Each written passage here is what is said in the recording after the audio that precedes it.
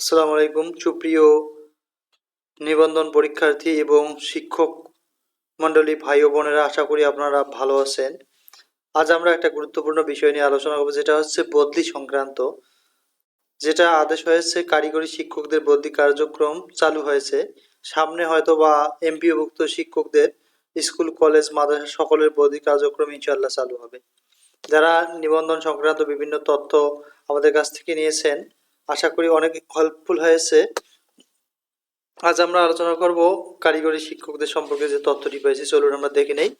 যাওয়ার আগে যারা 19তম নিবন্ধন প্রিপারেশন নিচ্ছেন, তারা চাইলে আমাদের কাছ থেকে প্রিলিমিনারি এবং রিটেন সাজেশন সংগ্রহ করতে পারেন, এবং যারা ভাইবা দিচ্ছেন তারাও আমাদের কাছে সাজেশন নিতে পারবেন এই হোয়াটসঅ্যাপ নাম্বারে যোগাযোগ করে। 18তম ভাইবা দাঁড়াচ্ছেন। কারিগরি শিক্ষকদের বদলি আবেদন শুরু বৃহস্পতিবার। কারিগরি শিক্ষক কর্মকর্তাদের বদলির অনলাইন আবেদন শুরু হচ্ছে আগামী বৃহস্পতিবার 5 ডিসেম্বর। মঙ্গলবার 3 ডিসেম্বর কারিগরি শিক্ষা অধিদপ্তরের এক বিজ্ঞপ্তিতে এ তথ্য জানানো হয়।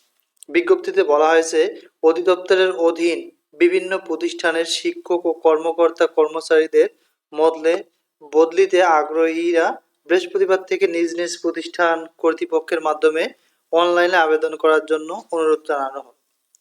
অনলাইনে আবেদনের জন্য বিজ্ঞপ্তির সঙ্গে সংযুক্ত পৃষ্ঠায় বর্ণিত ব্যবহার নির্দেশিকার ধাপগুলো অনুসরণ করতে হবে। বিষয়টি অতীব জরুরি বলেও জানিয়েছেন অধিদপ্তর। তদবিরে সতর্কতা। কারিগরি শিক্ষক কর্মচারীদের বদলির তদবির সহ নানা কারণে মহাপরিচালকের সঙ্গে দেখা করার জন্য অনাকাঙ্ক্ষিত যাতায়াতে সতর্কতা জারি করা হয়েছে।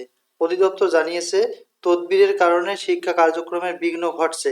এ ধরনের কার্যকলাপ সরকারি কর্মচারী আচরণ বিধিমালা 1979 এর বিধি 20 এর পরিপন্থী।